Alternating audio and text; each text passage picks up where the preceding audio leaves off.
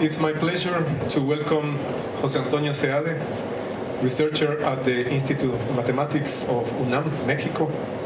He's a world expert in singularity theory, vector fields, and holomorphic foliations. A graduate from Unam and Oxford, he served as a director of the Institute of Mathematics at Unam and is a founder of UMALCA initiative, which has greatly strengthened mathematics throughout Latin America. He's also a member of the Mexican Academy of Sciences and former president of the Mexican Mathematical Society. Very welcome, Jose. Thank you very much. I'm really very happy, very honored to be here. I want to thank Jacqueline for the invitation. And well, I want to thank Jacqueline and Liliana and Guillermo, former presidents of UMALCA. I think it's been a great work done for many years. And I think it's a very good idea to recapitulate and see what yes. Unfortunately, there is no one here of the beginners of UMALCA. I think I'm probably the oldest. Eldest. I don't know. And I was close, but not too close. I was not involved in the creation of UMALCA, but then I became close to it in 2000. And then for 16 years, I was a member, first 8 years of the scientific committee, then 8 years in the executive committee. And I'm very happy to share what I'm going to share.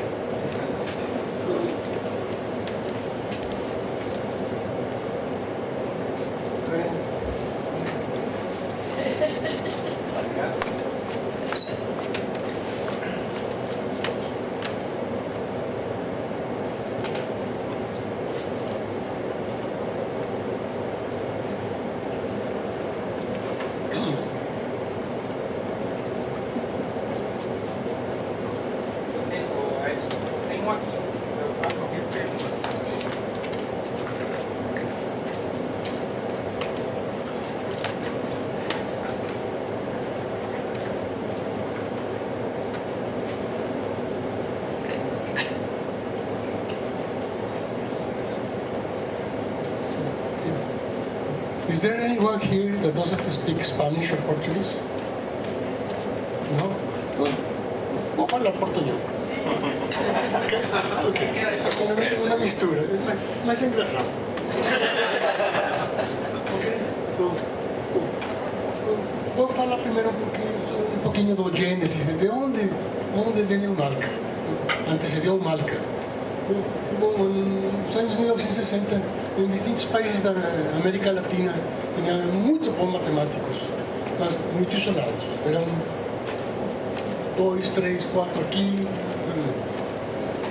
São alguns nomes, com certeza estão faltando nomes, com certeza alguém me vai dizer, não, você tem que mencionar.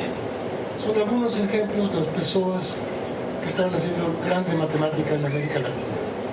¿Sí? E, bom, era claro que havia uma urgência de ampliar a comunidade matemática e fortalecer os pontos da cooperação. Então, essa gente e outros começaram a construir pontes de comunicação. E em 1967, durante o colóquio brasileiro de matemática que foi organizado pelo INPA, desde 1957, se decidió organizar las escuelas latinoamericanas de matemática, la ELAM. Y se formó una comisión para eso. Y vamos a hablar un poquito de la ELAM primero. Lo que se pretendía era promover la educación matemática y la investigación, la pesquisa, y construir pontes entre los países y las comunidades matemáticas de América Latina. ¿Sí? Y se buscaba ofrecer cursos y conferencias, palestras en temas muy relevantes y buscando traer gente de altísimo nivel. Era impresionante el nivel de la gente que estuvo participando. Vamos a ver alguna muestra. Entonces, la primera ELAM fue organizada en Olimpo. Los organizadores fueron José Adem de México, José de Barros Neto, Brasil, y Luis Santaló de Argentina. Y la coordinación fue de Leopoldo, no sé cómo se pronuncia, Nashvin, no sé, que fue un dos fundadores de IMPA.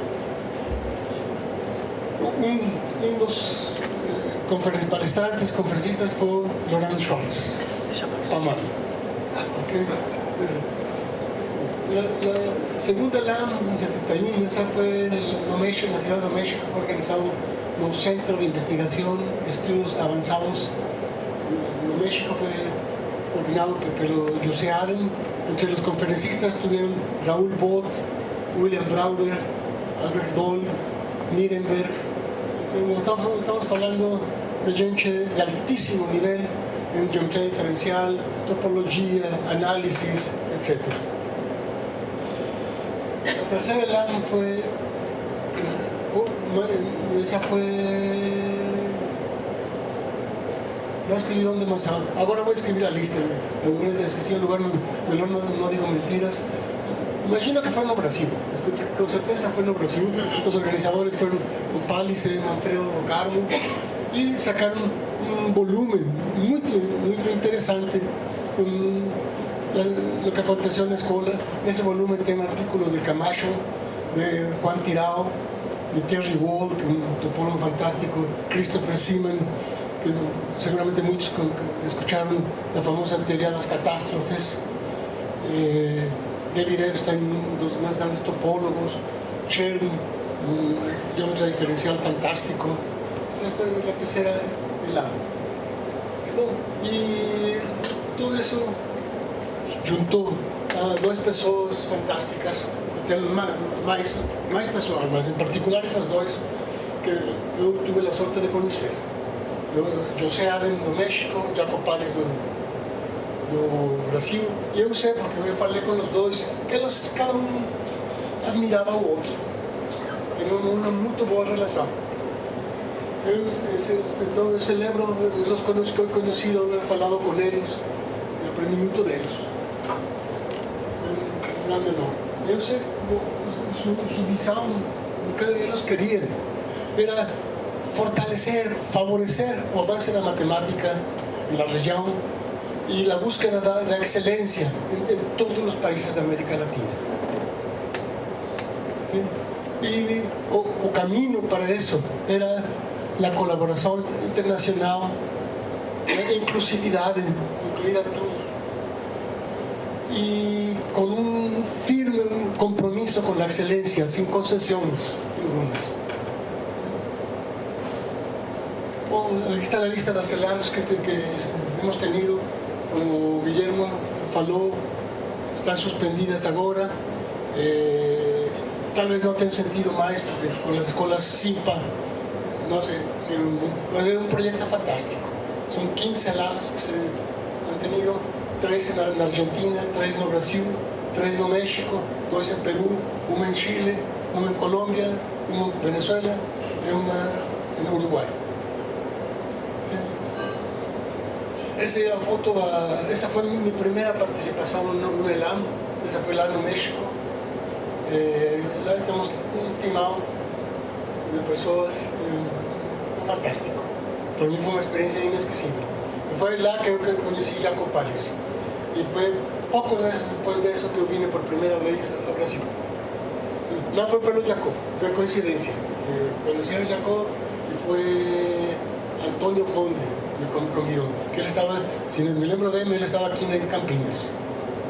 Él fue el que me convidó a un coloquio de topología, otra topología. Después, pocos años después, comienzos de los 90, era clara la necesidad de tener una organización regional, de unificar los esfuerzos, en particular para apoyar a la gente joven y acrecentar la movilidad internacional. Y durante un encuentro en IMPA en 93 se planteó formalmente la idea de crear UMALCA, la cual fue formalmente establecida en 95 en un encuentro en Colombia. Entonces, las primeras autoridades de UMALCA, en el periodo 95-97, está en la página de UMALCA. El presidente era Mario Shevro, de Uruguay, Roberto Marcarián, Jaco Palis como coordinador científico, César Camacho, Juan Tirao. El comité era Jaco Palis, Carlos Dipris, Javier Gómez Mon, Servet Martínez y Carlos Segovia. Y el siguiente periodo, o comité ejecutivo, fue exactamente lo mismo. El comité científico fue casi igual, excepto que salió Carlos Segovia de Argentina, entró Gustavo Correa. Ahí tengo las fotos de todos ellos. De Camacho consiguió una foto bien joven.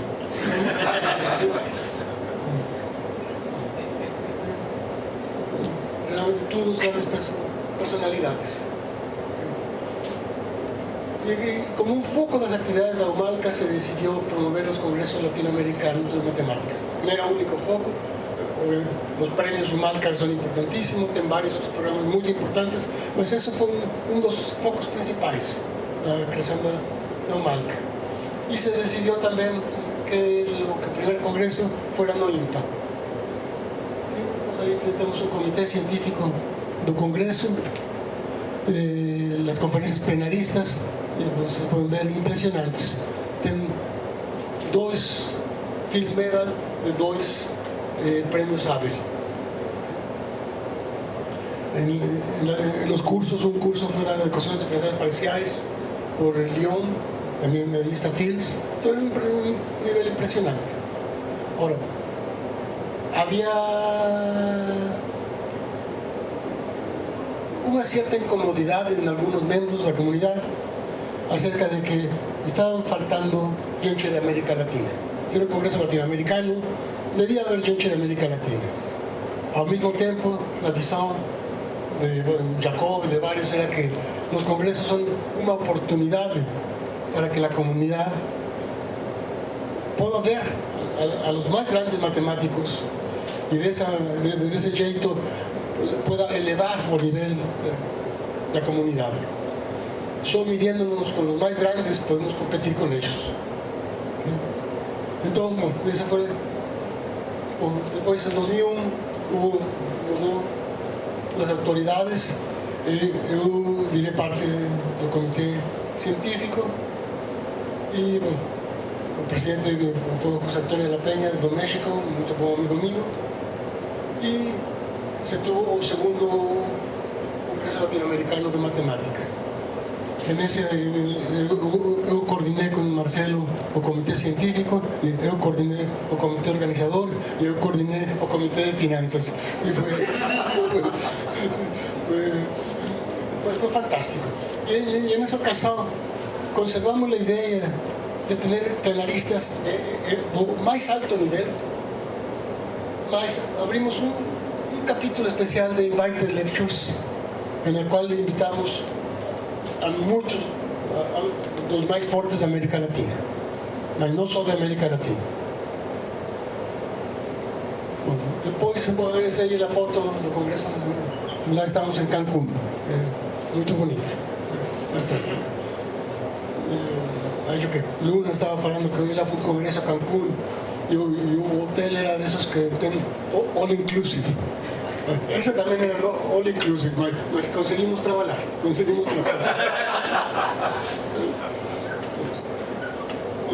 Después vamos a hablar ahora de las EMALCAs. El nacimiento de ellas fue una reunión en Guanajuato, México, en 2001, en que se decidió crear esas escuelas. ¿Sí? Yo no fui parte de esa decisión. La idea era que Venezuela estaba teniendo, ya se mencionó, cada año tenía la Escuela Venezolana de Matemática. Entonces la idea era combinar un año Venezuela y un año en México. Venezuela, México alternadamente. Fue el plan. Y se decidió que en 2001 fuera a México y me falaron para mí, lo se organiza. ¿Sí? Entonces, organizamos-la en Cuernavaca. Esa fue la primera de Malca, que ya vimos la misma fotografía hoy de mañana. No igual. Está cortado, sí, porque en esa fotografía no aparece él y él estaba mas él sí apareció en la fotografía de la mañana. Entonces no está completa esa la. Fue a propósito. Y después en 2002 la marca fue en Venezuela, como acordaron, 2003 no México, 2004 Venezuela. Mas en 2004 hubo una mudanza de los planes. Paralelo a la marca en Venezuela, se organizaron una marca en Cuba y otra en Bolivia. Entonces ahí se rompió el esquema de solo Venezuela-México. Continuaron Venezuela y México, pero se amplió el programa. Ahí estamos en la marca en La Habana. Y entonces ahí comenzamos, se amplió y eso inspiró programas semelhantes en África y en el sudeste asiático. En 2004 las autoridades del comité ejecutivo están lá, el comité científico, y después el tercer plan debía ser organizado en 2008 en Chile. Hubo muchas complicaciones de distintos tipos, no fue posible organizar en 2008, se organizó en 2009. Y después se retomó la periodicidad. Lo próximo fue 3 años después para recuperar la periodicidad. ¿Sí? Y bueno, ambos congresos fueron muy exitosos, muy buenos, y a la vez tuvieron un cambio fundamental. Precisamente, con el congreso de 2012, aconteceu uma coisa. Eu era membro do comitê executivo, então não posso culpar as autoridades do UMALCA, porque eu era parte dele. Mas se decidiu uma coisa que eu não gostei, eu briguei por isso, que foi que não se permitiu ter sessões especiais propuestas por la comunidade. Antes disso, as organizações proponían sessões, mas la comunidad proponía y el comité científico analizaba y si eran boas, se aceptaban. Para ese congreso se decidió que no, todas eran propuestas por la organización y todas tenían que ser un subconjunto de asesores del Congreso Internacional. Entonces, aconteció que 2 de las comunidades en las que yo participaba, que eran de las más activas, que eran singularidades de foliaciones, ficaron fuera de marca. No pudimos participar. Para mí fue un shock. Después de eso, yo no participé más en ningún congreso de UMALCA hasta ahora yo Pessoa que fui convidado. Fue muy fuerte. Y hubo más otro cambio de filosofía que los plenaristas sellan todos de región. Es muy bom reconocer a los bons matemáticos y matemáticas, es ótimo, pero al mismo tiempo se está perdiendo la idea original de medirnos contra los más grandes, medirnos contra los mejores y procurar estar entre ellos. Entre nós tem gente de primer nivel en nuestros grupos, muchos aspiramos a eso, mas como comunidad, ante los jóvenes, yo acho que está faltando eso. Entonces, falar que esos caras eran visionarios muy grandes, y eran fuerzas que estaban moviendo realmente a la creación de UMALCA, de los congresos, y eran soñadores. Jacob, él falaba para sí mismo, se definía como un soñador, y aspiraban a lo más alto. Y es lo que querían para todos los países de América Latina en la matemática. ¿Sí? Y desde ese punto de vista, los congresos latinoamericanos eran fundamentales, cruciales para inspirar la excelencia.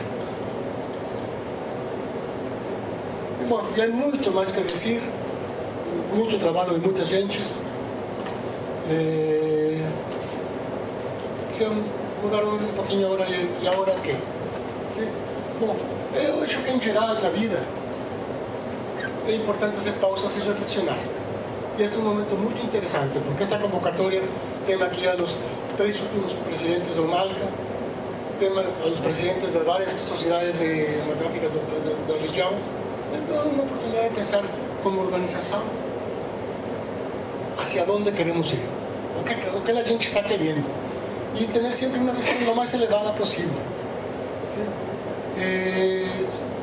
Com certeza temos feito muitas coisas muito boas e temos outras que sempre podem ser melhorar. Entre proyectos exitosos, algunos que ya se han mencionado y que conocemos. Bueno, primero, la creación de UMALCA, un proyecto muy exitoso. Los premios UMALCA están funcionando de maravilla. Los premiados esta última vez fue impresionante el nivel de gente joven que está siendo premiada. Muy bueno. Las escuelas de UMALCA están siendo un suceso también. ¿Sí? Anteriormente las ELAMs, con la Comisión de Género, que no se llama así, todos sabemos de qué está funcionando. El nuevo Jornal de Matemática es un suceso, un paso importante. No, mucho más, muy bueno. Es importante reconocer eso para cuidarlo, fortalecerlo, perfeccionarlo. Y también tengo otras cosas que pueden estar mejor. Una para mí fundamental es que, bueno, sabemos, aquí no tenemos ninguno de los organizadores iniciales de UMALCA. ¿Sí? No tenemos ninguém de Uruguay. Y eso ahí no es coincidencia. Ahí es fruto de una ruptura que hubo. ¿Sí? No vale la pena poner a decir que no. Aconteció, cada quien hizo las cosas de la forma que pensó que eran correctas, pero es importante que Uruguay volte a UMALCA, importantísimo. Y por eso eu acho que UMALCA quien tiene que tender pontes, y yo sé que usted está haciendo. Yo falei con Marcarián, sé que él va a encontrar con usted, que acho que en diciembre. Eso es muy importante. Uruguay tiene que estar de vuelta aquí. Otro también alimentar la integración y la cohesión. Así que eso también UMALCA está haciendo. Solo quiero enfatizarlo porque precisamente lo que aconteció en 2012, ese jeito de las sesiones especiales, sin importar si con eso una parte importante de la comunidad estaba ficando fuera solo por decreto. Eso no puede ser. Eso no puede ser. Ya se corrigió, ahora no es así, pero es importante que no ocurra. ¿Sí? Y lo de tener una visión lo más elevada posible. No quiero decir que no se tenga, pero siempre se puede tener ahí nada más. ¿Sí? Lo que yo procuré, ahora estamos celebrando los 30 años de UMALCA. Es importante como comunidad hacer un ejercicio. ¿Dónde queremos ver a UMALCA dentro de 30 años? ¿Dónde queremos ver a la comunidad matemática de América Latina dentro de 30 años? ¿Sí? Porque yo sé de muy buenos matemáticos de México que falan que como hacer pesquisa en México estamos en una desventaja comparado a los países desarrollados, lo cual es verdad, es la misma cosa para toda América Latina. Entonces, no tenemos jeito trabajar los problemas fundamentales, porque no podemos competir. Tenemos que tener nuestras propias líneas de pesquisa paralelas y movernos lá. Bueno, eso significa que vamos a ser para siempre países de segundo nivel en matemáticas. Entonces, ¿dónde queremos ir como comunidad? ¿Qué tenemos que hacer para ir hacia allá? No tengo la respuesta, yo tengo mis ideas, pero yo creo que como comunidad es importante pensar en eso, hacia dónde queremos ir y cómo irnos para allá. Los congresos son ventanas por las cuales nuestra comunidad ve hacia afuera. Y los pesquisadores centrales, cada uno tenemos nuestro grupo y nosotros tenemos cómo relacionarnos con la mejor gente de área. Mas la comunidad en general no, los jóvenes no, y los camps son muy importantes. resumiendo, la UMALCA siempre debe mantener un compromiso absoluto con la excelencia, ser una inspiración para la comunidad, para virar melhores y melhores, ser una fuerza para que como comunidad busquemos lo más alto. Muchísimas obrigado.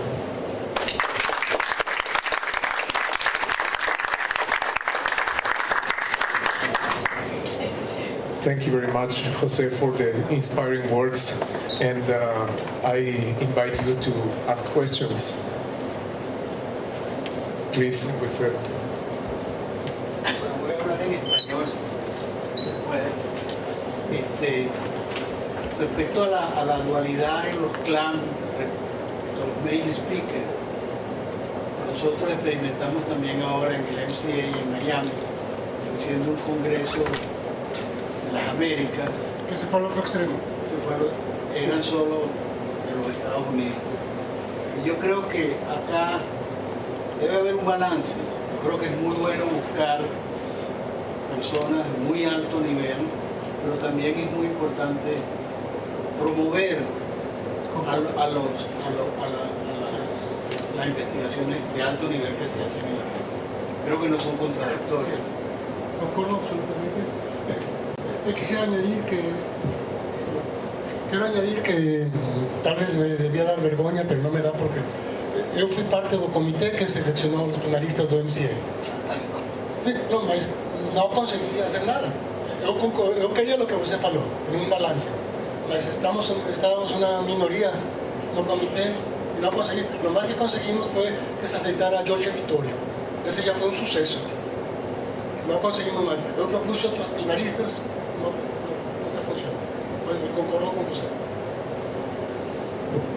Yo hablo desde acá, ¿no me escuchan? Estoy fuerte. No, yo El quería micrófono, decir... ¿Te parece? Sí. Más repetido. Para que se oiga fuerte. Más fuerte. Más fuerte. No, quiero agradecerte tus palabras.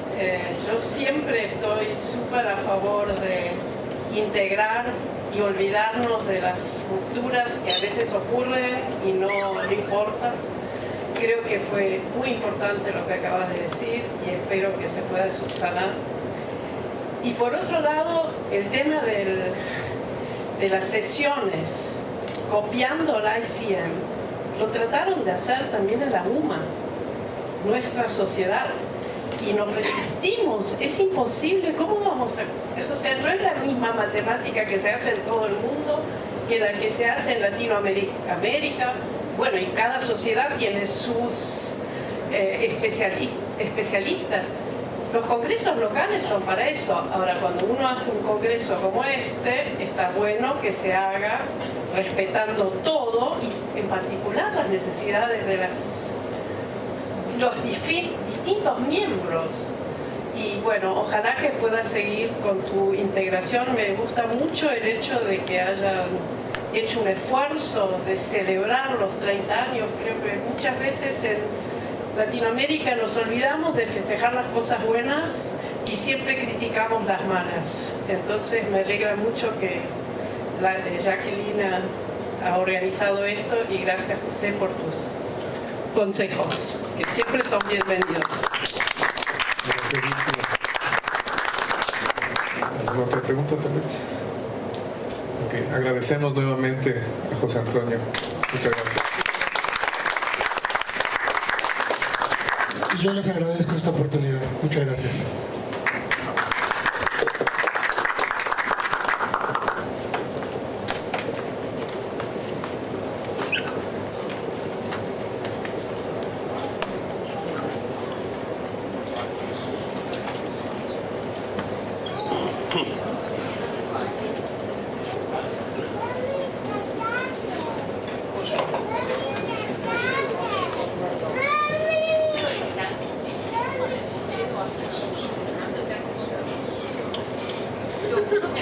Estaba a punto de preguntarle, después. ¿Cuál es el problema con el pelo? No hay problema. El problema es no tener... Lo después. No me lo esperaba. Okay, let's continue. Joining us is Marcus Jardim, full professor at the Department of Mathematics de la Universidad Estatal de Campinas, Unicamp, Brazil. Trained in physics and mathematics at Unicamp and later completing his PhD at Oxford. His research focuses on gauge theory and algebraic geometry, focusing on the study of vector bundles and algebraic varieties. Very welcome, Marcus. Thank you, Diego, for the kind presentation. Thanks, Jacqueline, for the opportunity to make this presentation about this new initiative, the Brazilian Center for Geometry. This is a newly funded research, innovation, and dissemination center, which is one of the institutes of excellence from FAPESP. FAPESP is the São Paulo Research Foundation, the research foundation from the state of São Paulo, not from the federal government. So let me start by, so this is a non-mathematical talk like Pepe's, and let me just start by saying a few words about this RIDC or CEPID. This is the acronym in Portuguese for the same thing. So these are research, innovation, and dissemination centers funded by the São Paulo Research Foundation. This was established in 1998, and it has been several calls over the years. Right now there are 22 active, 22 CEPIDs, and these are long-term projects up to 11 years, starts with 5 years, and they're renewable for another 3 and then another 3.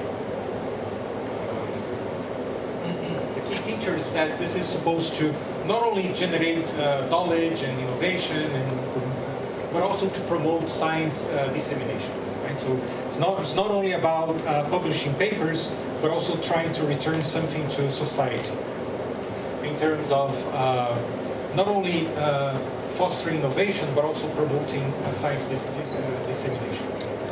So there's a strong emphasis on knowledge transfer and public engagement, and also one of the goals is educational and outreach activities, not only for the general public, but also for students in basic school. So the Brazilian Center for Geometry, it was funded in this last call, the last call that was approved a few months ago. So this was 1 in 4 of these RIDCs that were awarded this year in the exact sciences. So we were competing against the oil people and the climate change and quantum innovation, and I had very little hope, but us little mathematicians managed to be successful in this grant. So this, we hope this should be an innovative initiative for the mathematical sciences, not only Brazil, but also for South America or Latin America. We're supposed to establish a center of excellence in geometry, and we're going to work in differential, algebraic, and applied geometry. I'm going to say a few more words about our lines of research, but also in mathematical education and dissemination of knowledge, and we hope to position Brazil as a crucial contributor to the global mathematical community, in particular to Latin America. Maybe you can be a tool for some of the goals that Pepe outlined in his presentation. So these are the people involved. I'm the director of the center. Our colleague Henrique Saerp is the vice director. Paulo Piccioni, that many of you probably know, it's going to be the scientific director. So the innovation is another colleague from Unicamp, Marcelo Fire, that works on math education, and also a specialist in math education is Rubia Amaral from Unesc, another of the universities in the state of São Paulo. Carolina Araújo, she's going to be the activities and events coordinator. We have an international relations coordinator, which is Guillermo from, he's at UFSCar now, at the Federal University in São Carlos. And our colleague will be the pedagogical coordinator. That's our colleague Lino. So this is the sort of the main organizational structure of the center. Let me tell you a little bit about the science that we're going to do. So these are our 4 lines of scientific investigation. One first is differential geometry, which involves geometric analysis on manifolds, geometric flows. Algebraic geometry, that's what I find myself, so I'm an algebraic geometry. We study algebraic varieties and moduli spaces, and also things related to algebraic geometric codes and arithmetics. The people in applied geometry are mathematical physicists doing gravitational geometry, special relativity, but also studying the geometry of proteins, how they fold, and also cryptography. So there's also a group studying information theory and the geometry involved in information theory. And finally, we also regard education and dissemination of knowledge and innovation as a research area as well. So we hope to integrate technologies into math education, like building concrete models for teaching geometry to high school students. Some more of the people involved. So Claudio Gorodsky from USP will be the head of the differential geometry, semantic vertical, that works on geometric flows and variational problems in geometry, but also energy functions, critical point theory, topological properties of manifolds, topology of manifolds. In algebraic geometry, to be led by our colleague Eduardo Esteves from IMPA. So there's a group like Carolina working on birational geometry. I myself am here in the moduli spaces of shapes and complexes, in complex varieties, in projective varieties.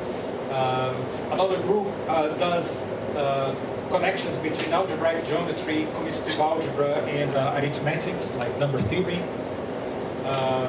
And we also have some people, that's also a very traditional area in algebraic geometry in Brazil, which is algebraic geometric codes for information theory. Applications of geometry involve protein geometry, like links with chemistry, physics, and information theory as well. So hopefully that will also provide theoretical insights to turn theoretical insights into practical tools for especially information technology, information theory. Finally, you have these two people here, researchers, Marcelo Firer and Rubia Amaral, trying to combine academic research and educational outreach. So our aim is to try to redefine mathematics education by incorporating especially cutting-edge technology. So especially Rubia has a very nice project into bringing students to labs to print their own three-dimensional polyhedra and other educational materials. So it's not only learning how to program, but using these technological tools to learn mathematics in general, geometry in particular. One of Marcelo's project is about Libras. Libras is Brazilian Sign Language. Língua Brasileira de Sinais, so Brazilian Sign Language. So how do you teach math for deaf students? So how do you explain what an integral is? So that's one of his goals, is to develop Brazilian Sign Language to teach mathematics to deaf students. So Right now we have 47 researchers, mostly from the various universities at the state of São Paulo, virtually all of them. We have 12 principal investigators, myself included, and another 35 research associates from 11 different institutions in Brazil, most of them at the state of São Paulo. This is a picture of the researchers right now at that are here at the IMECC. And we also have an international advisory board trying to make a blend between Latin Americans and non-Latin Americans. Alicia and Jorge from Argentina, Fernando, Brazilian, but is now working at the United States, and some other people from away from the Latin America as well. Hugo is now in Brazil, right? So Hugo is now a visiting professor at the University of Minas Gerais in Brazil. So this is our international advisory board. So one important thing, so our budget for the first 5 years is 32 billion reais. That's about $6 million. Most of these funds are for scholarships. So we have altogether this impressive number here, 245 scholarships in all levels. Most interesting for us here perhaps is these top 3 acronyms here. PT is for postdoctoral, DD and DR are PhD grants, and one of them is, I think this one is direct PhD, right? So you get into the PhD program without completing a master's first. This is one of the possibilities that FAPESP affords us as well. And we hope to make also 30 master's fellowships. Also, this is the MS, and this is scientific journalism, scientific initiation, which is for undergraduate students, and these are technical personnel to give support for the various technical aspects of the. And this is for the first 5 years. So we've got to implement these 40 fellowships in the next 5 years, and we hope to make a first announcement, and we're going to do international announcements, both for these postdoctoral grants, but also for the PhD grants.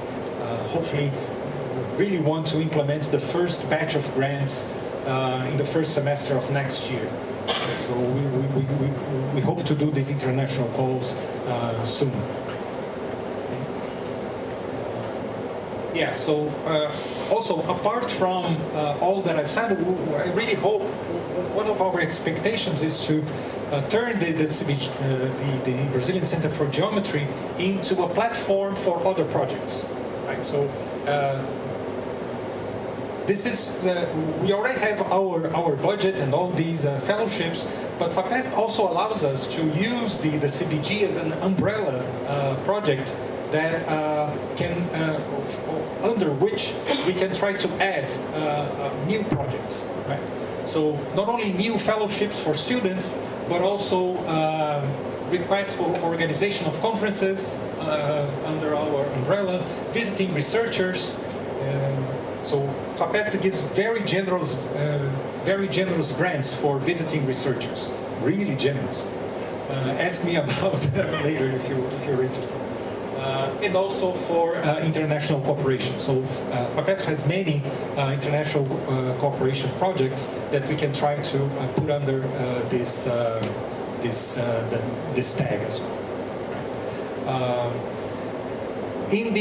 Our application project was our application was probably successful because we received letters of support from all these different institutions, all the mathematical societies from Brazil and other institutes in Brazil, but also from various universities and mathematical societies from all over Latin America.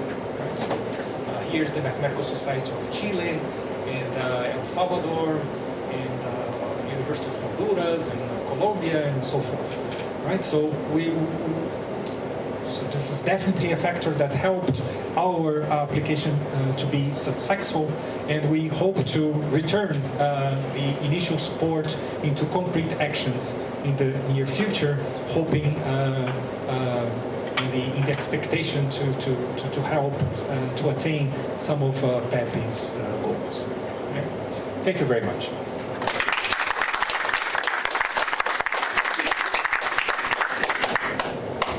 Thank you, Marcos.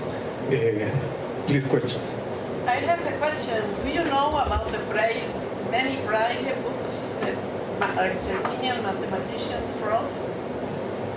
I didn't hear you well. Oh. Okay. If I know about The many Braille books. We had a client, Argentinian professor, Juan de la Barca, and he and his colleague translated many math books to Braille. And Braille, I understand, is universal, right? I have no idea, actually. Yes. no. If you at some point give me the references or somewhere that I can reach this material, I'll try to I talk have to find it in Argentina Yeah, I have. because he passed away and I don't know how to get to his student. Yeah, this is definitely something that we can, some information that I can pass along to this colleague. Yes, exactly. Marcelo Fide, and to be great. Thank you. Thank you, Ursula. Maybe another question? If it's not the case, thank you again, Marcos, for the nice talk. Thank you very much, everyone.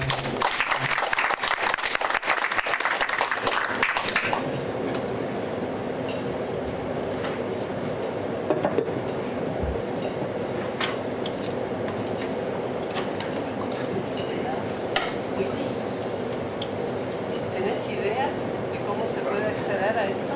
No sé, pero lo que sé es que este año participé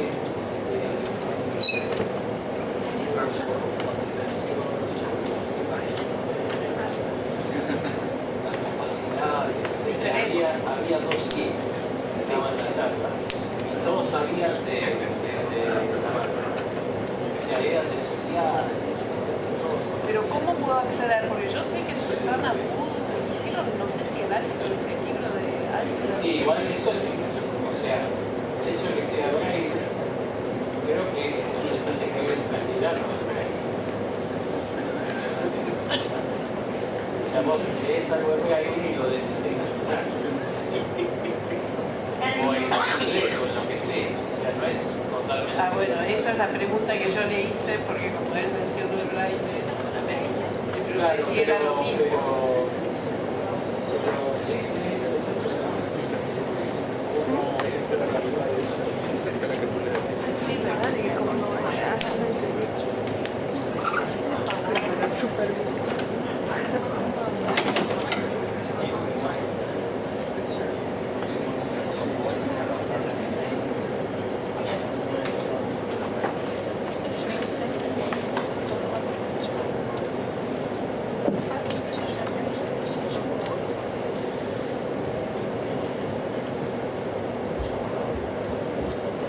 Okay, let's continue.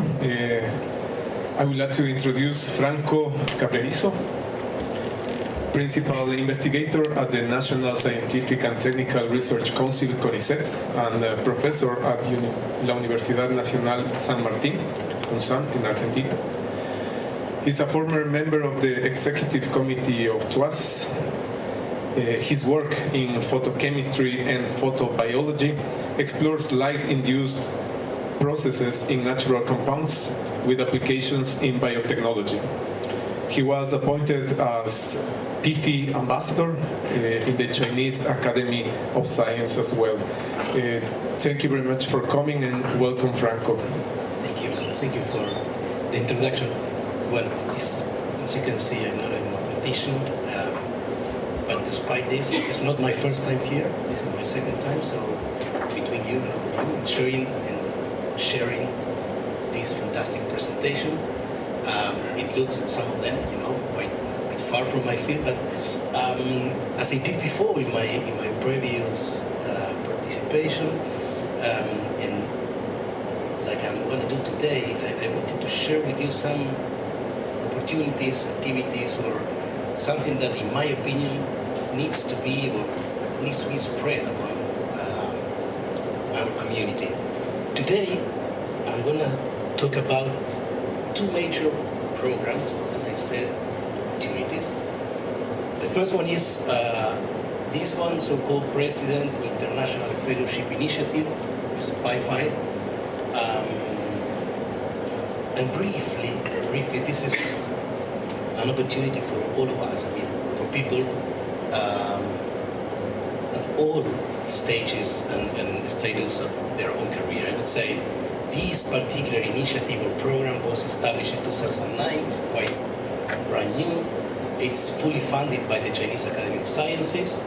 And the aim is to promote communication between the worldwide researchers and cast members, to conduct science, scientific activities, educational activities, and so on. But let me, again, this is not a mathematics talk, as you said, so I'm not going to take too much time of you. Just share with you the major programs that, again, as I said before, I believe this can be useful for everybody. It doesn't matter the stage of your career, I would say. They have already launched different programs. Depending on the program is the period that you can stay there in China. And of course, we are talking about a kind of funding program for distinguished scientists, for young leaders, young scientists, also for visiting scientists. This includes PhD students and postdoctoral students. And they also have programs for technicians. So again, you can see many of them. Each program has its own particularity. I'm going to go through them very briefly. The first one is the one focused or oriented to PI-5 distinguished scientists. It is called PI-5 distinguished scientists. Is for well-established and international recognized scientists. They can go there for 1 to 2 weeks. The fellowship in the programs provide the fully funded, their tickets and the whole accommodation and salary for these 2 weeks. These distinguished scientists may have some, I wouldn't say duties or obligation, but they invite them to reach and to visit at least 2 different institutions in China. Again, it's a kind of exchange programs. They are opening the door just to go there and visit and see and share with them and see how they are working right now. This is the second program. You can go there for 1 to 6 months. It's for different scholars, including, as I said, postdoctoral fellows, depending on the stage, the period that you will stay there, and the status of their own career. It's the amount of fellows, the support, the money that they will provide, of course. And again, you can go there just to teach, to do your own research, or to train students. These kind of programs, once you are a PI-5 fellow, I would say you can also apply for other programs that they can try to keep you connected, not only with them, but also among the entire PI-5 community. They call it PI-5 ambassador, but briefly, they sponsor, they support either exchange or a new trips, new travel to China, or to visit countries hosted by another PI-5 ambassador. So it's kind of, they're building a global network in this matter, in this sense. They also provide, as I said, a sponsorship for young students, for young leaders, PhD students, and also some undergraduate students. They can go there for a specific period of time, and again, they fully fund this. They offer a kind of more advanced programs for those who apply for this distinguished professor, together with a host of Chinese scientists. You can apply to this PI-5 group, so they offer some kind of strong support to build your own network and to do research not only in China but also in your home country. So it's kind of expanding their frontiers of work. As I I said, you can do some research there. You can attend different kind of meetings. Just to give you an idea of some numbers, not too much, but it's open to every country, every single country in the world. This is more or less the number of already fellows that were already granted, I would say. You can visit, and I'm going to share some QR code if you want to just to know more and to get close details about each program, but you can see the newsletter, and this is the one I wanted to share with you. Through this story, you can understand, different experiences from people coming from everywhere, and you can see, you can have a kind of clue or an idea of what's going on there and what is the impact, I would say, of these kind of programs. In each of these programs, you must be hosted by a Chinese scientist. If you have the connection, it's okay. But if you don't have a connection, they have a huge database where you can find at least 4,500 scientists already well organized by field of work, knowledge. So then you can find your own host that truly match with your own field of work, and more now that it doesn't make too much sense. So you can take a picture, you can record this QR code, or you can ask me for more information later if you wish. But now I wanted to go to the second part of this brief talk to you. As I said, I'm going to talk about two different programs. The second one is about this new initiative. It looks like only a journal, a scientific journal on open science, but it's more than a journal. It's a kind of global organization on really truly open science, connecting, providing platform not only to publish your own research in many different fields. Maybe for you, for the mathematicians, this is not a real problem today, but in other field of work it's serious. It's a huge barrier for almost every scientist, in particular in the biological fields or also in chemistry. Nowadays you have to pay. APCs, article processing charges, might reach, I don't know, $3,000, $4,000, $5,000 US, depending on the journal. So it is a true challenge for us. So this new journal, Open Science, is it will cover all the disciplines, and it is working, or it will be published under the Innovation Press. This editorial is quite well established and known. It's brand new. I would say the first journal that they launched was about 6 or 7 years ago. So it's brand new. But they have a journal, the Innovation, is a sister journal to Cell Press in biological fields. Impact factors are really huge, amazing, competing, are at the same level as Nature Science, 33, 40, whatever. So they also have some, a particular journal in medicine, in energy, in innovation, and geosciences, and material sciences, and life. So now, under this umbrella and in the framework of, under the umbrella of this particular editorial, Innovation Press, they are launching this particular new journal. So I invited you to read, to check, and why not to just publish there, or to promote, at least to share again this information with colleagues from other field of knowledge that are facing this tremendous problem that we are having now regarding the opportunities to publish our own research. We have to pay really much. And last but not least, in the framework of this, there will be a kind of webinar in Open Science next Saturday, 9 a.m. in Sao Paulo time, so you can join. This guide will introduce all the aspects that will cover the first issue that is going to be launched next November or December. So that's it for all. As I said, it's going to be short, but I wanted to share with you. Thank you.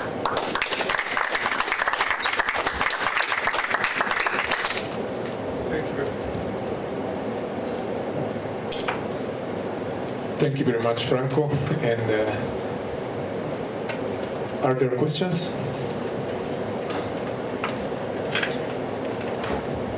Thank you very much, Franco. Very important initiative, and also thank you for sharing this with us. Is there a possibility also for PhD students to go there? Yes. Carry on? Okay. Yes. One of these programs, visiting scientist is for postdoc and so on, but the other program, the by young leaders, is for PhD students. That's great. It's up to 1 year, so minimum 2 months and maximum 1 year. But it's fine. It's great. And they can go there and do their own research. It's not only just to attend the congress, a meeting or something. They can go into the lab and they can do. And you feel it's different, but yeah. Maybe more questions? What do you mean by Chinese institution associated to the campus? Again, so what? At some point you said that you must be affiliated or No. associated. You need a host. You need a host. But from the Academy of Science. Yes. All of them must belong to the Academy of Science. Okay. They have a huge list. It's massive. No, list, I yes. know, but yes. I wanted to be Be sure I understood. And the good part is they apply for you. I mean, you contact them, you share what you want to do, and the application process is really easy. It depends on your records, and it's quite competitive, but it makes sense. Maybe just adding that unlike the Brazilian Academy of Sciences or the Mexican Academy of Sciences, in China, the Academy of Sciences has more than 100 institutes that are part of the Academy of Sciences, and I think 2 or 3 universities. Yes. And all of that. PSC, for example. Yeah. So it's a massive thing. So you have to be hosted by someone of the academy. There are many choices, many possibilities. Yes. Thank you. You're right. Okay. Maybe the last question. Is there a math journal? Sorry? Is there a math journal in the second Not part? yet. Not yet. But open science also include math area. But yes, they not yet. But we can talk to them. Yeah. They will be very happy to talk to them. Let's go math journal. What is the real name? Because I was trying to I put Open Science Journal and I found it's two or open three. Well, I can share the link later or here. It's the last slide. The website, as I said, is going to be, the first issue is going to be launched next November. So we are preparing that and working on that.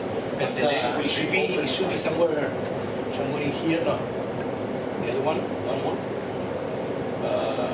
Because it exists Here. a journal that is called Open Science. But the basic student. My fault. I'm going to put the right direction later. Yeah, please. Thank you. There you go, look. Oh, that's good. This guy green now.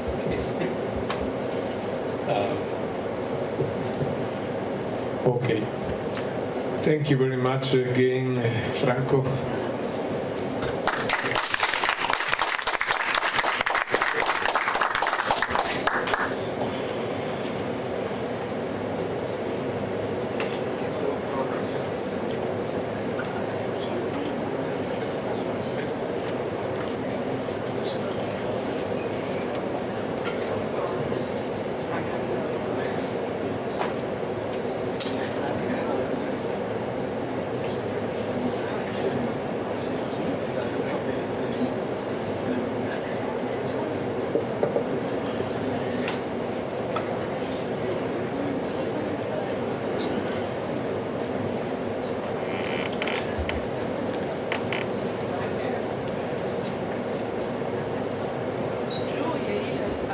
Y volver.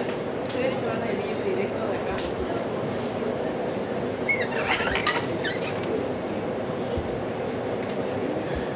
Okay, let's continue. Sí.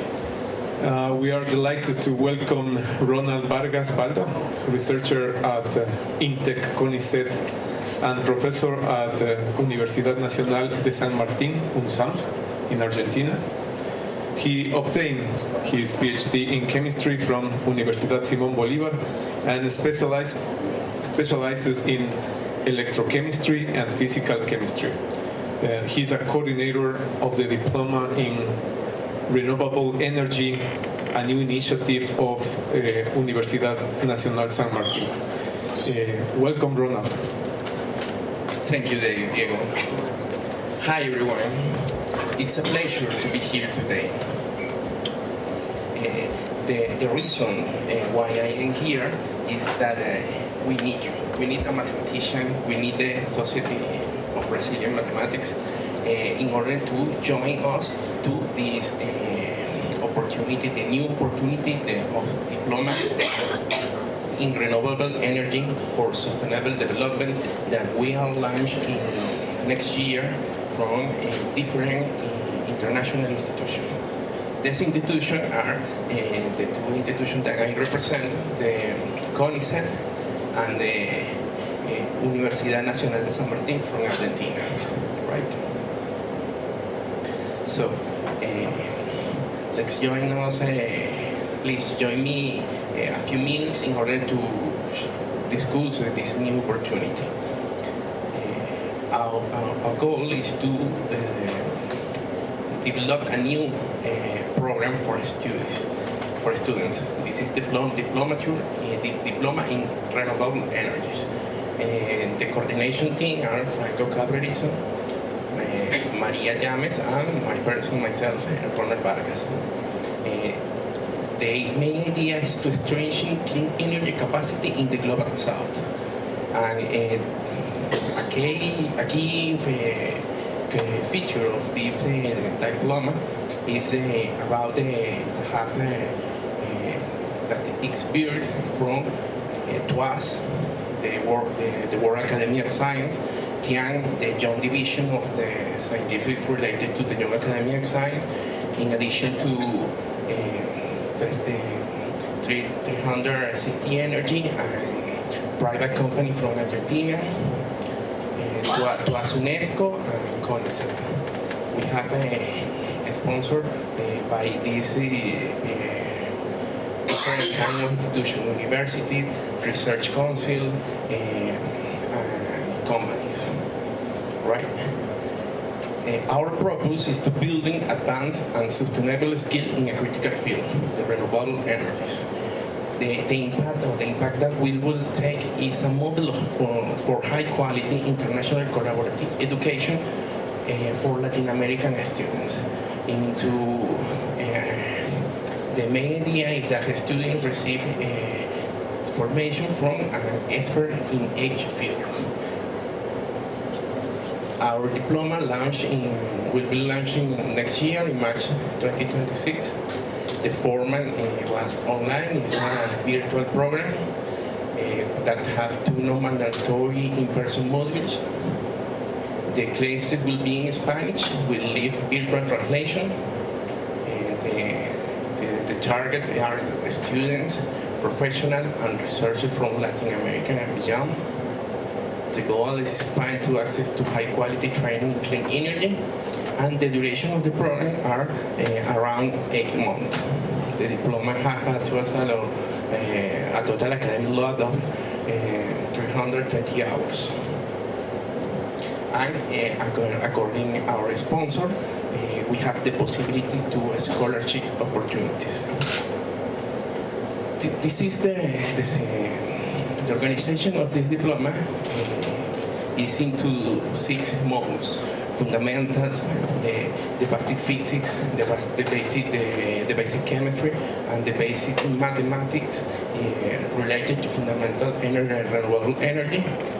The energy that have physical principles, wind, geothermal, hydroelectric. The energies that have chemical principles, solar, photovoltaics, electrochemical energy conversion, green hydrogen technology, and the energy that have biological principles, transformation of biomass and bioenergy. The final modules are related to design integrate system, integrate a new process related to the just the position of these energies into a chemical process. And the environmental and policy have to implement these technologies and these products. We think that the program have a unique approach because we will invite our students to open the black box. Open the black box means that we need to know about the chemical principle, the key fundamental phenomena that operated into from the microscopic world to the design of the process. And for doing that, we have an important part of chemistry, all types of energy. In addition to, we need applied mathematics. We need to apply mathematics to close the mass balance of the process, the stoichiometry into the chemical reaction, the physics that link the electricity conversion, the electricity that will be the output of all process, all units into the electrical circuits. And this holistic perspective will be related into STEM, science, technology, engineering, and mathematics. So the proposal is that for students, is that the journey using our diploma is guided by expert. This is a key feature. In addition, for future teachers, there will be a network of specialized knowledge for high-impact collaboration. A joint venture. The reason that I am staying here is that we need a mathematician. We need to collaborate with Brazilian Mathematical Society.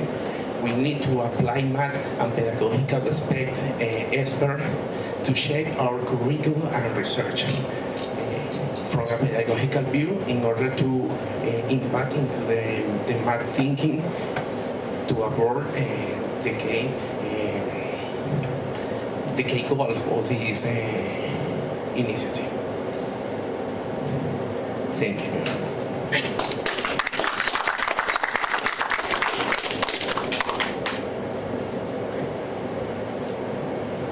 Thank you, Ronald. Are there questions?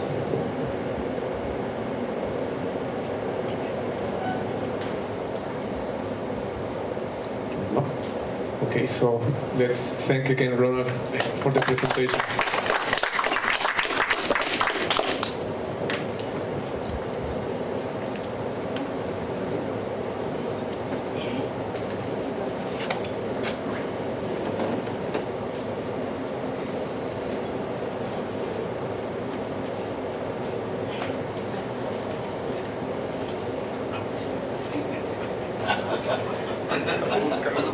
Quando o problema está mais perto, em matemática vai.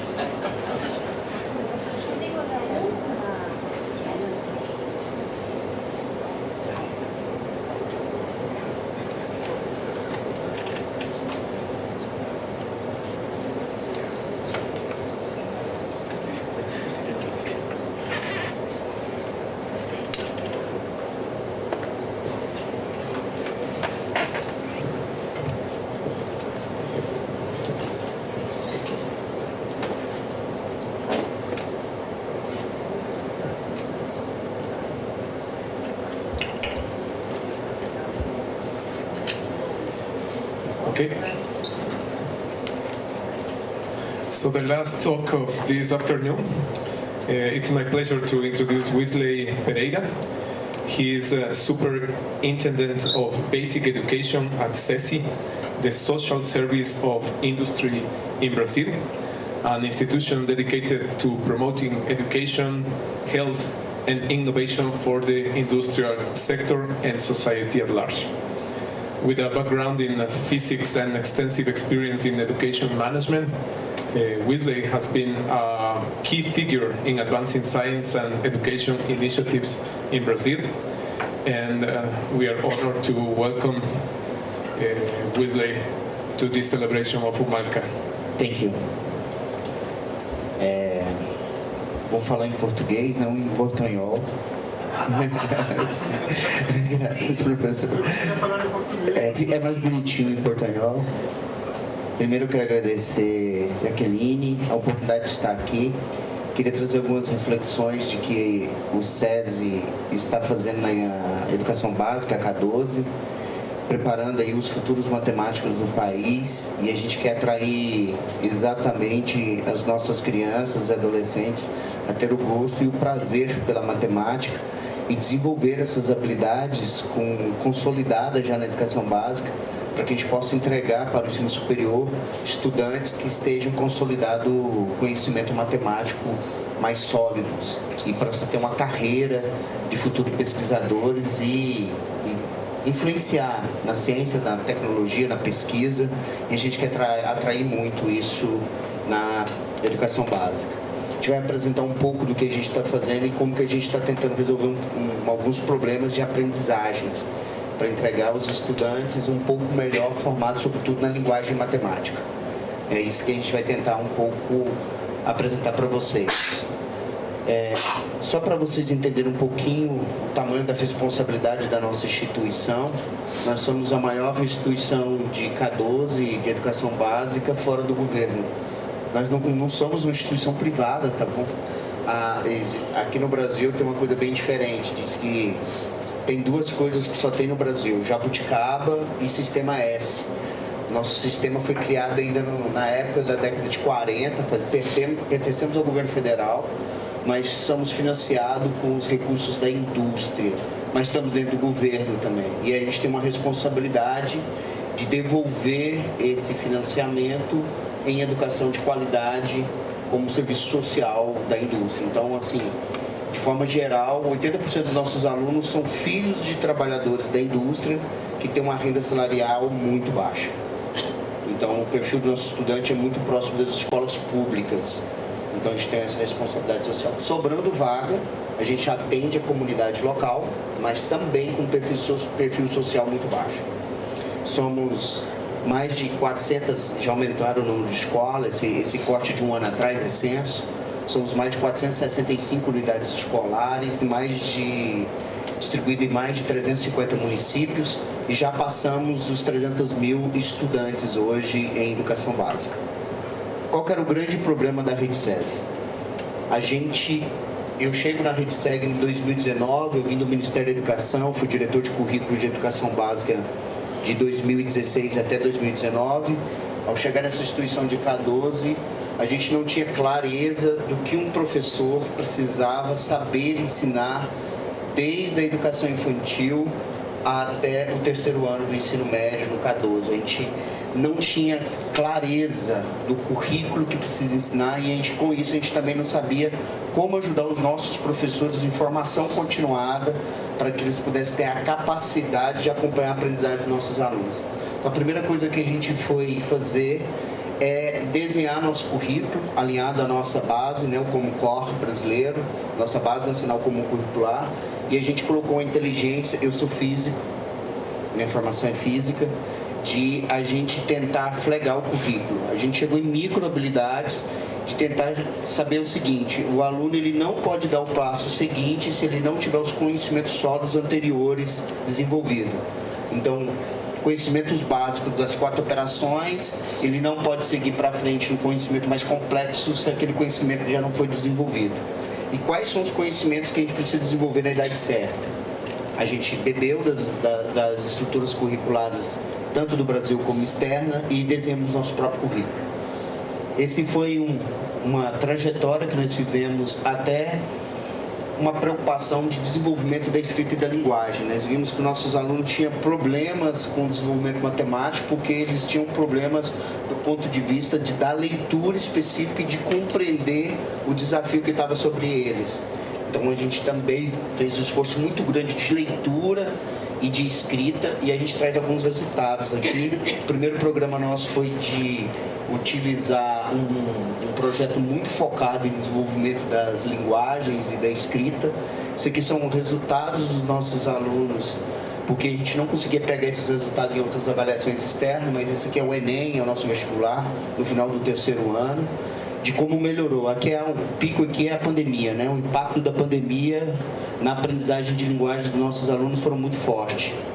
E depois a gente entrou com um programa muito forte de um projeto de escrita, reescrita, para eles poderem realmente saberem fazer uma boa interpretação e conseguir desenvolver as escritas, e hoje a gente já está acima de 726 pontos. Ou seja, eu não estou pegando uma média, não é os melhores estudantes, que é a média dos nossos estudantes, porque o programa é para todos. Uma outra coisa que nós fizemos muito forte foi desenvolver um programa de avaliação da aprendizagem, porque a gente queria saber. O menino que está saindo do quinto ano para o sexto ano do ensino fundamental, quais são as aprendizagens não adquiridas? O Brasil tem um sistema de avaliação, mas esse sistema de avaliação é muito pontual. Ele só avalia no quinto, no nono ano e no terceiro ano. Nós avaliamos todas as séries e todas as idades, desde a terceira série, porque tem uma questão de alfabetização, até o terceiro ano do ensino médio. E a gente avalia as 4 áreas do conhecimento. E fazemos 2 avaliações externas por ano, porque a gente quer entender que nenhum estudante precisa ficar para trás. O que eu quero apresentar para vocês é como nós olhamos a avaliação como um processo de entender o que os estudantes estavam com deficiência. Hoje a gente tem alguns achados. A nossa avaliação ela é por nível de proficiência, e o conjunto dela é quem está abaixo do básico, quem está no básico, quem está no nível intermediário e avançado. São 4 níveis que eu vou apresentar para vocês. E que o Brasil tinha aqui muita gente abaixo do básico. O que quer dizer que um aluno que está abaixo do básico, a grande maioria do brasileiro, do ponto de vista da matemática? Eu vou olhar a série que mais impacta do ponto de vista da evasão escolar. Primeiro ano do ensino médio. Somente 49% dos nossos alunos terminam, aqueles que começaram a educação básica, terminam a educação básica. 51% evadem. A grande evasão está no primeiro ano do ensino médio. A gente foi olhar como chegavam os nossos estudantes no primeiro ano do ensino médio, que aprendizagem eles não tinham. Estudantes que estão abaixo do básico, eles não conseguem reconhecer operações simples e nem conseguir organizar dados de um texto para conseguir propor uma solução. Então, se desse um texto simples, poderia ser da pandemia do Covid, em que poderia ser uma progressão aritmética, e ele tinha que prever como que esse impacto poderia ser no estudante ao longo do tempo. Ele não conseguiria organizar esses dados, propor uma equação que pudesse dar a solução do problema. Isso eles já deveriam que chegar minimamente com essas soluções. Outros não conseguiriam nem organizar os dados, né? Quanto mais pensar na solução do problema. O que nós notamos? Nós notamos que esse processo aqui, eu estou olhando só linguagens, que linguagem é algo muito importante. A barra amarela são os estudantes em 2023, que a gente começou a avaliação, e a barra verde é como os estudantes se comportam hoje com um processo de acompanhar a aprendizagem. Porque quando a gente aplica uma avaliação no início do ano, no primeiro semestre, a gente já consegue saber quais as aprendizagens não adquiridas. E a gente desenvolveu um programa de recomposição da aprendizagem, de aceleração da aprendizagem, muito focado na formação dos professores, para que esses estudantes pudessem recuperar essas aprendizagens e não avançar com essas lacunas no processo de aprendizagem. Essa aqui é uma foto do primeiro ano do ensino médio, mas esse programa já existe há 3 anos, e se a gente olhar, o menino que chega no primeiro ano, ele já estava chegando um pouco melhor, mas como isso era um processo de formação de professores, e os professores também mudavam a didática para esse conjunto de alunos, porque a forma de ensinar também mudava, a gente teve um impacto muito grande na aprendizagem. Em matemática a gente ficou impressionado, porque ninguém avançava, e a gente olhava os dados do Brasil e ninguém avançava na melhoria da matemática. Parece que era algo, do ponto de vista, quando chega na educação do ensino médio, mais abstrato, e mesmo a gente fazendo formação dos professores, a gente tinha um problema de desenvolvimento da linguagem matemática dos nossos alunos do ensino médio. Mas o que aconteceu, e a gente queria olhar um pouco melhor para isso, eu quero trazer esse gráfico para análise de vocês, que o quanto é importante quando a gente tem um programa que tem evidências muito claras, e como a gente, até para analisar esse gráfico, a gente tinha dificuldade em como os professores das nossas redes podiam analisar um gráfico para entender como é que estava a aprendizagem. A gente tinha que ter muito trabalho com os nossos docentes para eles entenderem também como usar as avaliações externas para a gente melhorar o processo de ensino-aprendizagem. Hoje, por exemplo, a gente sabe que entre o 5º e o 6º ano é exatamente, essas aqui são as etapas de ensino, terceira série de ensino fundamental, 4º, 5º, 6º, 7º, 8º, 9º ano, começa o nosso ensino médio, high schools, 1º, 2º e 3º ano do ensino médio. A escala de aprendizagem, ela varia conforme também a etapa de ensino. E também ela varia conforme a área do conhecimento. Por exemplo, estudantes que a gente precisa sair do básico e para ele estar no nível adequado, ele tem que ter, para o caso do 1º ano do ensino médio, acima de 250 pontos de proficiência para ele não estar abaixo do básico, porque ele está no adequado. Saber, por exemplo, ler um texto, saber as informações que estão no texto, interpretar e tirar as informações. Não é nada complexo nesse ponto de vista. Mas nós tínhamos alunos que estavam abaixo disso e não conseguiam.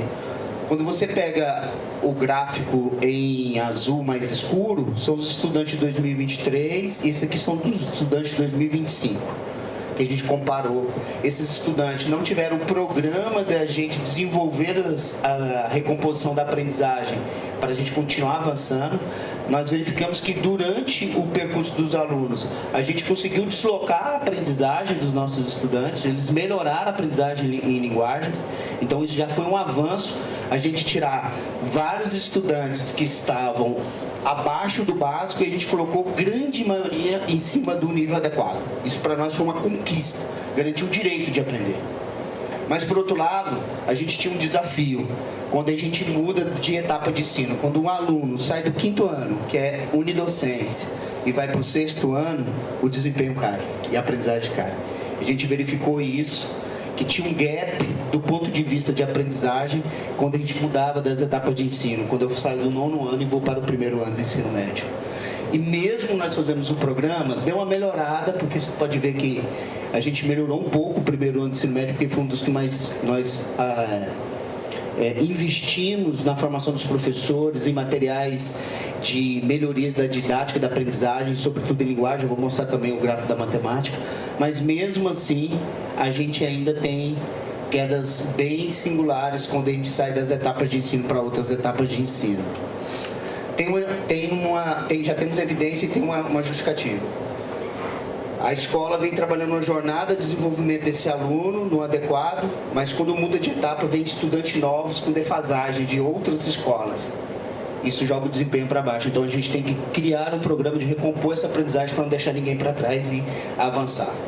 A mesma coisa, a gente ficou muito feliz. Isso aqui agora já... O próximo... Deixa eu ver se eu pulei alguém aqui. Acho que acabou pulando mas o comportamento é o mesmo em matemática. Esse aqui era o de matemática, está escrito linguagens, mas o que é esse daqui é o de matemática.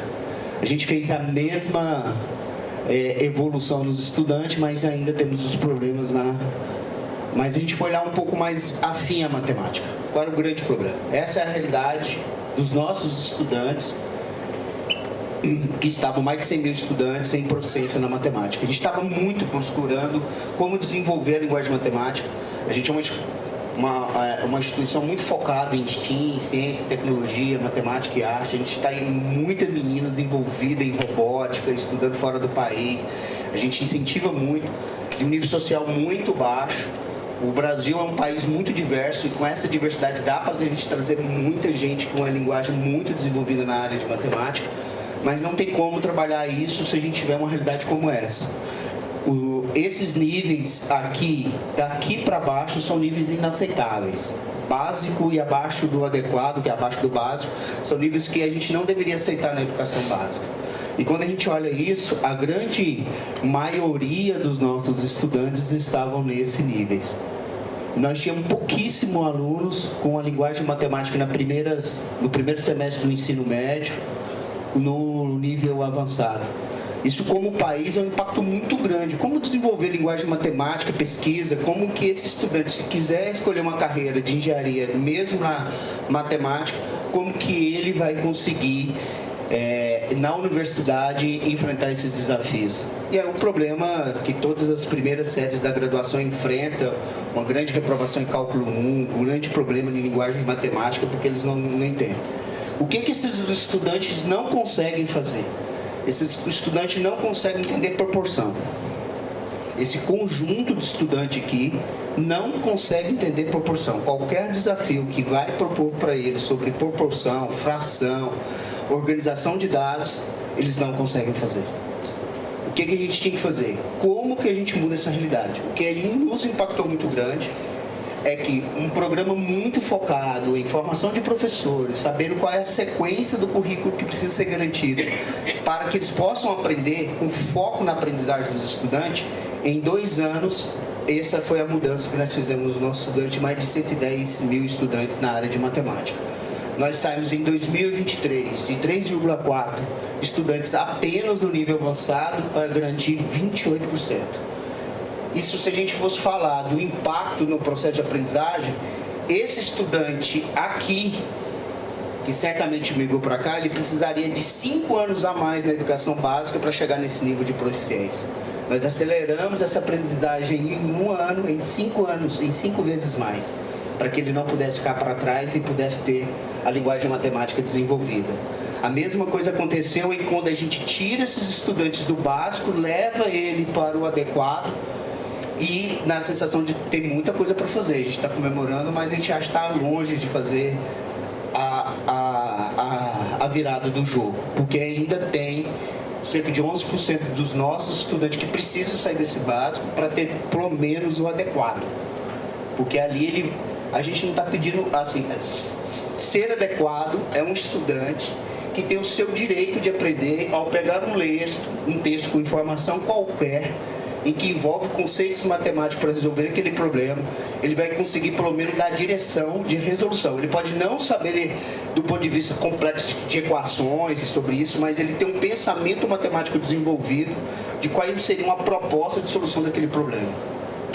Então esse estudante, possivelmente, se ele tiver acesso à informação de equações ou inequações, ele terá condições de aprender isso muito rapidamente, porque todos esses conceitos iniciais já foram desenvolvidos nesse estudante e ele consegue chegar. O nosso desejo é que a gente zere essa fatia dos estudantes para que a gente possa realmente ter um conjunto de estudantes que, independente da jornada que eles escolham, e sobretudo para a carreira na área de ciência, tecnologia e matemática, eles possam ser desenvolvidos. Mas a gente ainda vê que tem ainda um caminho muito grande. A gente não olhou ainda os dos terceiro ano, porque a gente vai ter essa informação agora, porque a gente tem um evento perverso. Porque do outro lado a gente pode estar fazendo um programa muito bom de entrada no primeiro ano do high schools, ali na primeira série do ensino médio, mas se esse estudante não for assistido durante o tempo, ele pode, por incrível que pareça, não continuar avançando na sua complexidade de aprendizagem, sobretudo na matemática. E aí a gente pode deixar de avançar com esses estudantes e retroagir em 2 anos apenas no ensino médio. É um programa muito forte de formação de professores. A gente concentra um centro de formação docente. Fizemos parceria com a Sociedade Brasileira de Matemática, que nos apoiou na formação desses nossos professores. A gente tem uma parceria com a Universidade de Stanford, do PED, para também fazer uma formação em que o currículo seja o mais possível do ponto de vista didático do professor, e entender formas de ensinar matemática diferente para garantir o aprendizado. E a gente está muito confiante que agora, no final desse ano, a gente realmente entrega um conjunto de alunos e alunas, estudantes e estudantes, que possam estar mais aptos nas carreiras que eles possam fazer. A gente tem alguns relatos de estudantes que falam assim: hoje eu me sinto mais à vontade de escolher um curso na área de exatas, porque antes eu tinha medo de ir para a área de exatas porque eu não tinha as habilidades e competências suficientes para ir. Se eu já não conseguia aqui na educação básica fazer isso, eu não sonhava em ser um pesquisador na área de matemática, na área de física.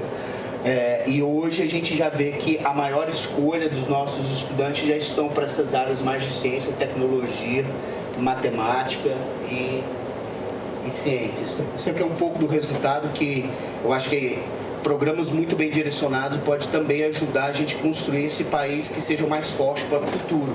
E esse é um problema que já está na universidade. Também fui professor de licenciatura na área de física, e a chegada dos estudantes no ensino superior estava com uma defasagem muito grande do ponto de vista da aprendizagem. Para desenvolver ciência, tecnologia e investigação, a gente quer que a educação básica faça esse movimento para entregar estudantes que têm esse foco para desenvolver a pesquisa e a iniciação científica já na educação básica.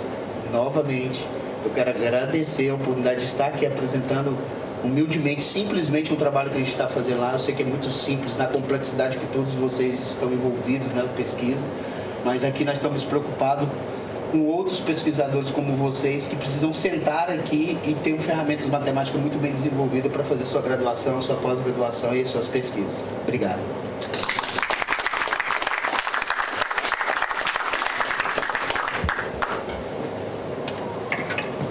Thank you, Wesley, for the nice presentation and the very interesting topic, education. Are there questions? Eu vou falar em português, já que ele fez a palestra em português. Eu ia pedir humildemente, fale em português. Primeiro, obrigado por apresentar o belo trabalho da SES. Eu queria te perguntar, porque eu acho que, pelo menos até bem pouco tempo, eu sabia que a entrada de alunos era diferenciada nos dois primeiros segmentos para o ensino médio.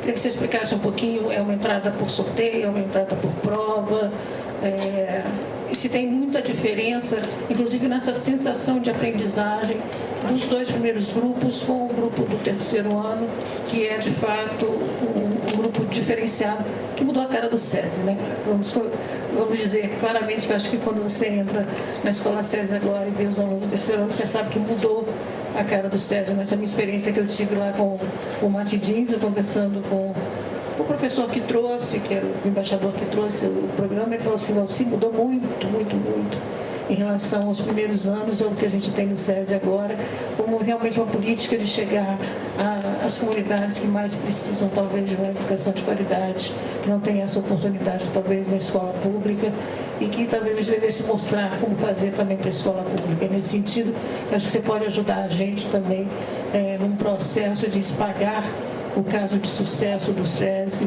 para outras redes, para outros lugares em que o Brasil precisa tanto. Primeiro, tem uma diversidade do Brasil. São Paulo é um estado brasileiro muito industrializado e a nossa oferta está ligada muito aos filhos dos trabalhadores que estão na indústria. Então, como lá tem muito mais crianças, adolescentes e jovens do que vaga, a gente tem fila de espera. E aí o SESI de São Paulo, para mim, anteriormente, ele fazia um crime, porque ele fazia uma espécie de vestibulinho, um vestibular para entrar na escola. Aí ele já selecionava os melhores. A partir de 2019, a gente não permitiu isso fazer mais.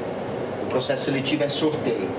Então, sorteia e os estudantes entram. Por isso que dá aquele grande impacto, sobretudo nas entradas, foi exatamente onde os alunos estão entrando. Quem quer entrar no ensino fundamental 2 entra para o sorteio da 6ª série. Então a gente está pegando estudante que não veio dessa jornada SESI e que está entrando possivelmente estava numa escola pública. Assim também acontece no primeiro ano do ensino médio, a gente recebe muito estudante de escola pública. Ao identificarmos isso, a gente atua muito forte, porque todo e qualquer aluno aprende, independente da dificuldade cognitiva e seja ela física. E a gente está muito focado em como a gente garantir essas aprendizagens. Esse foi o primeiro ponto que a gente resolveu. Por outro lado, é duro falar, mas a maioria dos nossos professores que vão para o ensino superior e fazem licenciatura, e a gente tem pesquisa isso no Ministério, eu estava lá quando eu conduzi essa pesquisa, são aqueles que têm menor nota no Enem. Então, ele não é atrativo ser professor no país. Então, não estou dizendo que a gente atrai pessoas ruins, é porque aqueles bons alunos que têm bons desempenhos não querem serem professor e está indo para medicina, para engenharia, está indo para outro lugar. Então, a gente tinha uma dificuldade do ponto de vista da formação inicial desse professor. Sobretudo quando a gente saía dos grandes centros, quando saía do Rio de Janeiro, São Paulo, mas quando você fosse lá para o norte do Brasil, Amazonas, Pará, Acre, Lá a gente não tinha um professor que compreendesse a linguagem matemática e tivesse técnicas de ensino-aprendizagem para garantir dos estudantes. Por isso, a gente tinha que criar um centro de formação de professores para fazer formação continuada.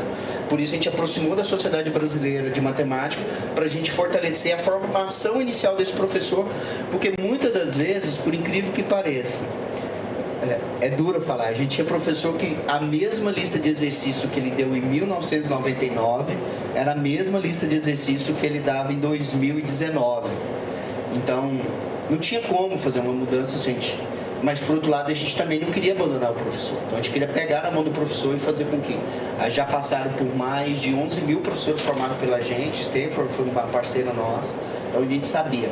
Mas formar em que direção? Então, a gente precisava ter o nosso próprio material didático e a sequência didática muito garantida para a gente entender... Quando eu estou ali ensinando em equações, se todos os estudantes que estão aprendendo aqueles conceitos realmente conseguiram avançar do ponto de vista da aprendizagem. Então a gente queria garantir muito esses pré-requisitos da aprendizagem, porque eu não consigo ter acesso a um conhecimento mais abstrato se eu não tiver o conhecimento prévio anterior. Então a gente investiu muito numa matriz curricular que nos garantisse esse processo. Fizemos parceria com a Unicamp, tivemos professor da Unicamp envolvidos no nosso currículo, da USP, para a gente conseguir fazer essa sequência didática e fazer um programa de formação de professores. A gente está muito assim, impactado com o tempo, porque na educação as coisas não são imediatas. A gente tem que investir olhando no horizonte mais distante. Mas a gente percebeu que em 3 anos o impacto na aprendizagem foi muito grande. Então, o que a gente quer demonstrar para o país que programas educacionais muito bem produzidos e direcionados, com o uso de evidências, é possível a gente conseguir fazer a virada do jogo e garantir melhor a aprendizagem dos nossos estudantes. Hoje, a gente, por exemplo, já teve uma mudança de pensamento dos nossos estudantes. Já não é mais medicina e nem engenharia o curso mais escolhido por eles. Culturalmente, e direito, não é. Eles querem fazer estatística, eles querem fazer IA, eles querem fazer cursos mais voltados para tecnologia. E as meninas, depois eu posso até apresentar para vocês, têm melhor desempenho do que os meninos na área de matemática. A gente pega para a nossa avaliação e a gente verifica que elas têm melhor desempenho do que os meninos. Não querendo fazer um confronto de gênero, mas muitas delas abandonam por outras questões sociais, ou porque engravidam, tem que cuidar da família, por outros. Mas elas também têm um desempenho em algumas áreas da área de exatas, mas um pouco distante do que os meninos nesse processo. Acho que nesse sentido da necessidade da gente ter uma formação de professores qualificados, está o programa da SBM, o Profimat, que é de formação de mestres para melhoria do ensino de matemática. A gente já formou 8 mil mestres e estamos caminhando ainda mais para frente.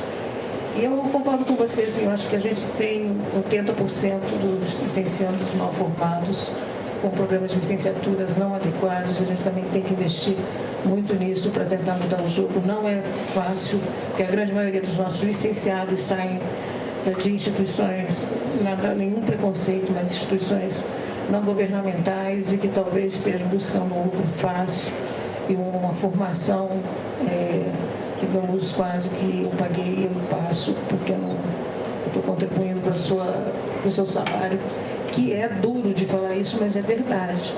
E isso se dá em torno de 80% da formação dos licenciados do país, porque nas universidades federais a gente tem muito mais capacidade, mas não forma como gostaríamos de formar. Não é porque não queremos formar, porque gostaríamos, mas os alunos se retraem, saem, e a gente tem esse problema. Então, a formação continuada de qualidade é fundamental. Só vira esse jogo uma boa formação continuada para que a gente mude os professores que estão em todas as redes desse país. Obrigada, tá? É isso. Obrigado. Eu que agradeço. Obrigado. Thank you again, Wesley. And we'll see you tomorrow. We'll start at 8:40 with the plenary talk of Alexander Arbieto.